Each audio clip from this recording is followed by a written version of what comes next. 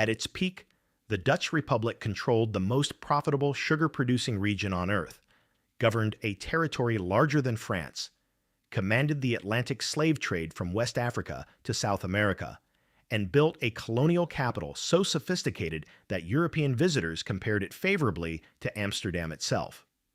This wasn't in Asia, where the Dutch East India Company made its famous fortune. This was in Brazil, and the Dutch held it for 24 years before losing it in one of history's most spectacular colonial reversals. Most people who know anything about Brazil's history know the Portuguese version. Cabral arrives in 1500, Portugal colonizes, centuries of sugar and slavery follow, independence in 1822. The Dutch chapter, 24 years of genuine control over the Northeast, a functioning colonial government, a court that included Jewish merchants, indigenous allies, and African freedmen, gets compressed into a footnote, if it appears at all. The man who ran this colony, Johann Maurits van Nassau-Siegen, was arguably the most enlightened colonial governor of the 17th century. His capital at Recife was built on islands connected by bridges, home to the first astronomical observatory in the Americas, the first zoo in the New World, and a degree of religious tolerance that would have been illegal in most of Europe. This is the story of Dutch Brazil, how a small republic of merchants decided to steal the world's most valuable commodity from a distracted empire, how they nearly pulled it off, and how they lost everything to a rebellion they never saw coming. The Dutch Republic in the early 17th century was perhaps the most remarkable state in the world. A small nation of barely 2 million people had become the dominant commercial power in Europe, with a merchant fleet larger than England, France, and Spain combined. The Dutch East India Company, the VOC, was the world's first publicly traded multinational corporation, paying dividends of 40% annually to shareholders while operating its own army, navy, and judicial system across Asia. But the Dutch had a problem with sugar. European demand for sugar in the early 1600s was exploding. It had transformed from a luxury spice into a daily commodity, used in cooking, medicine, and the rapidly growing coffee and chocolate trades. The Portuguese colony of Brazil produced more than 60% of the world's sugar, concentrated in the northeast around Pernambuco and Bahia. Amsterdam's refineries processed enormous quantities of Brazilian sugar, bought through Portuguese intermediaries at prices that made Dutch merchants furious. They were enriching Portugal while doing all the refining work themselves. Then, Spain absorbed Portugal in 1580, creating the Iberian Union under Philip II. For 60 years, Portugal and Spain would share a crown. For the Dutch, who were simultaneously fighting a brutal 80-year war of independence against Spain, this transformed Brazil from an annoying Portuguese monopoly into an enemy asset, something to be attacked, seized, and exploited directly. The Dutch West India Company, the WIC, founded in 1621, was explicitly designed as a weapon of commercial warfare. Where the VOC focused on trade, the WIC was built for plunder. Its founding charter made no pretense about peaceful commerce. The company was authorized to make war, sign treaties, and seize territory. Brazil was its primary target from the beginning. The first attempt came in 1624, when a Dutch fleet of 26 ships and 3,300 soldiers sailed into the Bay of All Saints and captured Bahia, Brazil's capital and largest city. It was a stunning success. The Portuguese governor surrendered within days. The Dutch occupied the city, and Amsterdam celebrated for exactly 1 year. A combined Spanish-Portuguese fleet of 52 ships and 12,500 soldiers arrived in 1625 and retook Bahia before the Dutch could consolidate their position. The First Dutch Brazil lasted 12 months. The WIC regrouped, raised more capital, assembled a larger force. In February 1630, a fleet of 67 ships carrying 7,000 soldiers arrived off the coast of Pernambuco, the heart of Brazil's sugar country. This time, there was no quick Portuguese counterattack. The Dutch took Recife and the neighboring port of Olinda, established a beachhead, and began the slow, grinding process of conquering the surrounding territory. For the next 5 years, the situation remained unclear. Dutch forces held the coast, but the interior remained contested, with Portuguese planters and their enslaved workers conducting persistent guerrilla resistance. What changed everything was a man sent from Amsterdam to fix the mess. Johann Moritz van Nassau-Siegen arrived in Recife in January 1637 as the new Governor-General of Dutch Brazil. He was 32 years old, a prince of the House of Nassau, a cousin of the Dutch stadholders who effectively ruled the Republic, a veteran military commander, and, almost uniquely among colonial administrators of any era, a man who was genuinely curious about the place he had been sent to govern. Most colonial governors of the 17th century viewed their postings as temporary inconveniences between more important assignments in Europe. Johann Moritz viewed Brazil as a project.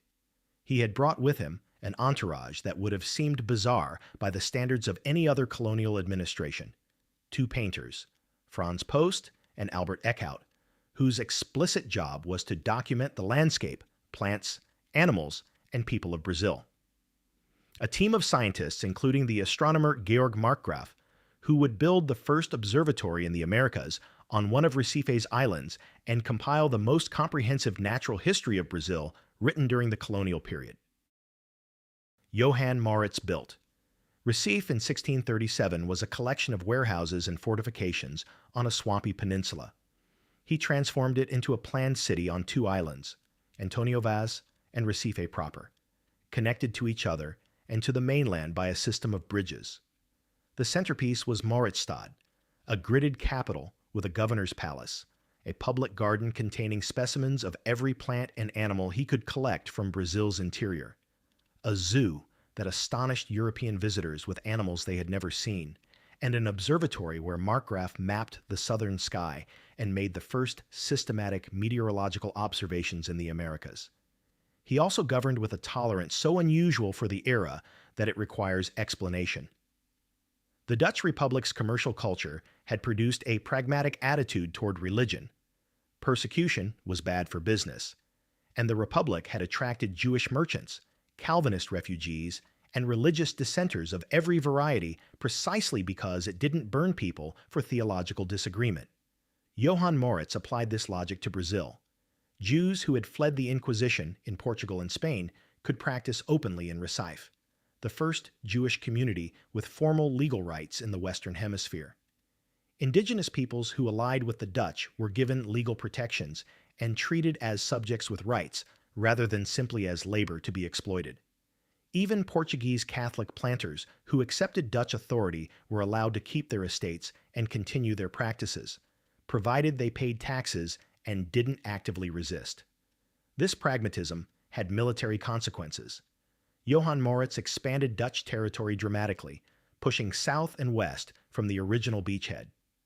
By 1641, Dutch Brazil stretched from the mouth of the Amazon in the north to the São Francisco River in the south, a territory of roughly 800,000 square kilometers, larger than the modern Netherlands by a factor of about 20.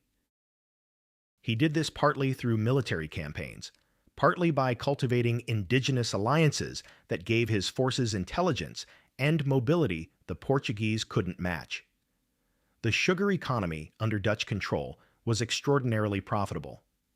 Pernambuco's plantations produced sugar that flowed directly to Amsterdam's refineries without Portuguese intermediaries. The WX also controlled Elmina Castle on the Gold Coast of West Africa, the most important slave trading post on the Atlantic, which supplied the labor Brazil's plantations required. The Dutch had constructed, briefly and brutally, an integrated Atlantic commercial empire. Enslaved Africans transported to Brazilian plantations to produce sugar shipped to European markets. The human cost was enormous. The profits were staggering. Johann Moritz asked Amsterdam repeatedly for more soldiers, more resources, more support to consolidate and expand. Amsterdam sent him accounting complaints instead. The WIC's directors, the Heren 19th, were businessmen who saw Brazil primarily as a source of sugar revenue and dividends. Every guilder Johann Moritz spent on bridges and observatories and scientific expeditions was a guilder not returned to shareholders. They tolerated his governance because the territory was profitable and expanding, but they were watching the balance sheets, not the maps. In 1640, Portugal broke free from Spanish rule. The Iberian Union ended with a Portuguese revolution that put the House of Braganza on the throne as John IV. This seemingly positive development for Portugal created an immediate crisis for Dutch Brazil, one that nobody in Amsterdam fully understood until it was too late. The logic ran like this. The Dutch were officially at war with Spain, not Portugal. The 80-year War of Independence against Spain had always been framed as a Dutch-Spanish conflict, with Portugal as an incidental victim of Iberian politics. When Portugal separated from Spain, the legal and political basis for Dutch aggression against Portuguese colonies became murky. Both the Dutch Republic and the new Portuguese kingdom needed each other as allies against Spain. Diplomatic negotiations began. A 10-year truce was signed in 1641, theoretically ending hostilities between the Dutch and Portuguese empires worldwide. Except Dutch Brazil wasn't included in the truce in any meaningful way. The territory had been seized in open warfare and couldn't simply be returned without destroying the WIC's finances. The truce was observed in Europe, but its application to Brazil was ambiguous, contested, and ultimately ignored by both sides whenever convenient. Portuguese planters in Dutch Brazil understood this ambiguity perfectly. The truce gave them cover to resist Dutch authority while remaining technically at peace. Johann Moritz saw the danger clearly. He wrote to the Heeren 19th warning that Portuguese planters were becoming increasingly restive, that the colonial population resented Dutch Protestant governance, that military reinforcements were essential to maintain control. He also proposed what historians would later recognize as an extraordinarily forward-thinking solution. Grant the Portuguese planters formal legal equality, integrate them into Dutch colonial governance, create a genuinely multicultural colonial society with a stake in Dutch success. Amsterdam said no. The costs were too high. The planters were tolerated tenants, not partners. Johann Moritz was spending too much on his bridges and gardens. Return some dividends. In 1644, Johann Moritz resigned and sailed back to Europe. He had governed Dutch Brazil for 7 years, built a functioning multicultural capital, expanded the territory to its greatest extent, and demonstrated that colonial rule didn't have to be purely extractive. His departure removed the one person with the credibility and relationships to hold the fragile coalition of Dutch, Jewish, indigenous, and Portuguese interests together. Within 2 years of his departure, the Portuguese planters rose in rebellion. The Pernambuco Revolt of 1645 began with exactly the kind of coordinated surprise that the Dutch had failed to prepare for. João Fernandes Vieira, a Portuguese planter who had grown wealthy under Dutch rule and had even served in the Dutch colonial militia, organized a conspiracy among the Portuguese settler community. On June 13, 1645, rebel forces attacked Dutch positions across Pernambuco simultaneously.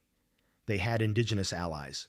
They had the support of the Portuguese crown, which was supplying weapons and advisors while maintaining diplomatic deniability.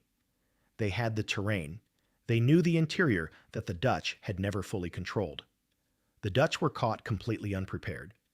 Their forces were concentrated on the coast, in Recife and the sugar plantation districts. The interior, which Portuguese guerrillas now controlled, cut off Dutch foraging parties and supply lines. The war that followed would last 9 years. The Battle of Tabocas in August 1645 was the first major engagement of the rebellion, and it demonstrated exactly how badly the Dutch position had deteriorated. A Dutch relief force marching to relieve a besieged garrison was ambushed and virtually destroyed by rebel forces in terrain where Dutch military advantages, disciplined infantry formations, superior artillery, were neutralized by forest and surprise. The commander was killed. The survivors retreated to the coast. The WIC scrambled to respond. They sent reinforcements. Not enough, not fast enough. They tried diplomacy, negotiating with the Portuguese crown, invoking the 1641 truce, demanding that Lisbon disavow the rebels.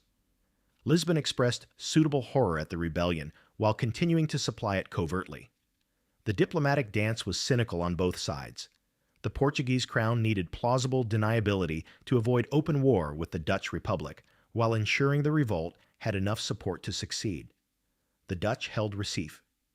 For 9 years, this became the central fact of the conflict. The Dutch controlled the ports, the coast, and the fortifications. The Portuguese controlled the interior, the food supply, and the hearts of most of the colonial population. Dutch forces could hold what they had, but couldn't reconquer the territory they'd lost. Portuguese rebels couldn't storm Recife's fortifications, but could strangle the city's supply lines and inflict constant attrition on Dutch patrols. The financial hemorrhage was destroying the WEC. Every year of the war cost more than Brazil's sugar revenues could cover. The here and 19th had built the West India Company on the expectation of quick profits from captured Portuguese assets. A grinding 9-year guerrilla war was the opposite of their business model. They petitioned the Dutch government for support, received some, and spent it quickly.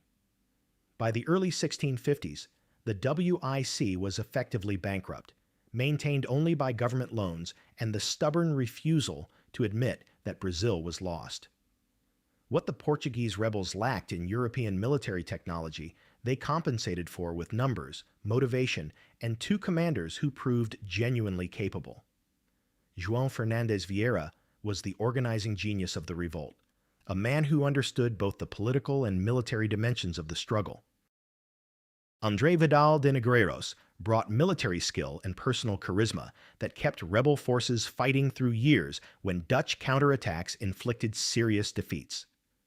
The role of the Henriques, free black soldiers who fought for the Portuguese, deserves particular mention and received almost none in the historical record for centuries. Henrique Dias commanded a unit of free and formerly enslaved black men who fought throughout the rebellion with extraordinary effectiveness. They knew the terrain intimately, could sustain operations in conditions that broke European soldiers, and were fighting not just against Dutch colonialism, but for a position in Portuguese colonial society they had negotiated through their service. Their contribution to the Portuguese victory was decisive in multiple engagements. The Dutch also faced problems from an unexpected direction. England and the Dutch Republic went to war in 1652, the First Anglo-Dutch War, which closed English ports to Dutch shipping and created a naval crisis that diverted Dutch naval resources from the Atlantic. The reinforcements and resupply missions that Recife desperately needed competed for ships and funding with the war in European waters. Amsterdam's strategic priorities were always European first, colonial second. By 1653, the situation was irretrievable. Portuguese forces controlled everything outside Recife's walls. The city was under effective siege. Food came only by sea, and even that supply line was increasingly interdicted by Portuguese privateers operating with tacit royal support. The Dutch garrison was underpaid, undersupplied, and deeply demoralized. Soldiers who hadn't been paid in months were deserting or simply refusing orders. The WIC's final attempt to save Dutch Brazil arrived in 1648 in the form of a large relief fleet that managed to land reinforcements and resupply Recife. For a brief period, Dutch forces went on the offensive, winning 2 significant battles at Guararapes in 1648 and 1649. These battles are remembered in Brazilian national mythology as foundational moments, the birth of a Brazilian identity distinct from both Portuguese and Dutch colonialism, expressed through a multi-ethnic army of Portuguese settlers, indigenous warriors, and free black soldiers fighting together. The battles at Guararapes didn't break Dutch power immediately, but they demonstrated something crucial. The WIC could no longer mount the scale of military operation needed to reconquer the interior. Even when Dutch forces won tactical victories, they couldn't exploit them strategically. There simply weren't enough soldiers, and there was no prospect of getting more. The here and 19th were already discussing negotiated withdrawal. In January 1654, the Dutch garrison of Recife surrendered. The terms were relatively generous. Soldiers could return to Europe with their personal property. Jewish residents were given 18 months to settle their affairs and leave. Existing contracts and debts were to be honored. Whether the Portuguese actually honored these terms varied considerably depending on who was applying them, but the formal capitulation was conducted with a degree of dignity that belied the 9 years of brutal war that preceded it. The last Dutch ships left Recife Harbor on January 26, 1654. 24 years of Dutch Brazil ended quietly, without the dramatic last stand that the scale of the venture might have suggested. The governor who surrendered was a minor administrator, nothing like Johann Moritz, who had been in Europe for a decade by then, serving as a general in various German wars and living comfortably on his Nassau estates. The diplomatic aftermath was almost surreal. The WIC submitted claims to Portugal for compensation for the lost colony. The negotiations lasted decades. Eventually, Portugal agreed to pay 4 million cruzados in installments, a fraction of what the WWIC had spent on the colony and the war, but an acknowledgement that Brazil had been taken rather than abandoned. The installments were paid irregularly, often in goods rather than money, and the final payment wasn't made until 1715, 60 years after Recife's fall. Johann Moritz van Nassau-Siegen never returned to Brazil. He served as a field marshal in various European conflicts, governed territories in Germany, commissioned art, patronized scientists, and lived until 1679, long enough to see his Brazilian legacy reduced to a footnote, long enough to watch the Jewish community he had protected flee to Amsterdam and Curaçao, long enough to know that everything he had built was gone. The paintings by Franz Post and the natural history by Georg Markgraf survived and became foundational texts of Brazilian natural science. The bridges and the observatory were torn down or fell into disrepair within years of the Dutch departure. The Jewish community that Johann Moritz had protected in Recife scattered across the Atlantic world after 1654. Some went to Amsterdam. Others sailed north to the Dutch colony of New Amsterdam, present-day New York, where they established the first Jewish congregation in North America, Congregation Shereth Israel, founded in 1654 by refugees from Dutch Brazil. The tolerance experiment that had briefly flourished in Recife planted seeds across the Atlantic world. The scientific work survived more completely than the political project. Georg Markgraf's Historia Naturalis Brasiliae, published in Amsterdam in 1648, remained the definitive scientific account of Brazilian natural history for over a century. Franz Post's paintings of Brazilian landscapes circulated throughout Europe, introducing European audiences to the visual reality of a place most could barely locate on a map. Albert Eckhout's portraits of Brazilian indigenous peoples, African slaves, and mixed-race individuals are extraordinary documents, almost the only 17th century images of Brazilian colonial society made with anything resembling observation rather than caricature. Why did Dutch Brazil fail? The question has occupied historians for decades, and the answers reveal something important about the limits of colonial enterprise, even at its most sophisticated. Johann Moritz's departure removed the one administrator who understood that holding Brazil required genuine political investment, not just military and commercial calculation. The WIC's shareholders wanted dividends. They got a 9-year war instead. The structural mismatch between short-term commercial interests and long-term colonial governance requirements doomed the project as surely as Portuguese military resistance. The Portuguese planters who rebelled weren't driven primarily by nationalism in any modern sense. That concept barely existed in 1645. They were driven by religion, by resentment of Protestant governance over Catholic communities, by the practical inconvenience of doing business under Dutch commercial regulations, and by the reasonable calculation that a Portuguese victory would restore their autonomy and their debt arrangements. The multi-ethnic coalition that defeated the Dutch, Portuguese settlers, indigenous warriors, free black soldiers, was united by opposition to Dutch rule rather than by any common vision of what would replace it. What replaced it was Portuguese colonial rule, which was in most respects considerably worse. The religious tolerance of the Dutch period gave way to Inquisition. The legal protections for indigenous peoples were abandoned. The free black soldiers who had fought under Henrique Dias received some recognition, but no fundamental change in their status. João Fernandes Vieira, the rebellion's organizer, returned to being a plantation owner dependent on enslaved labor. The heterodox social experiment of Dutch Brazil was replaced by orthodox Portuguese colonialism. For Dutch history, Brazil is the path not taken, the moment when the commercial republic that dominated global trade might have established a permanent foothold in the Atlantic world to match its Asian empire. Instead, the WIC overextended, underinvested, and lost. The 17th century belongs to the Dutch in many ways, but Brazil isn't part of that story.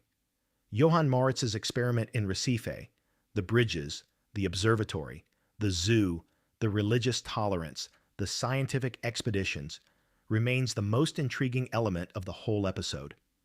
He governed a slave colony, and the sugar wealth he administered was built on enormous human suffering.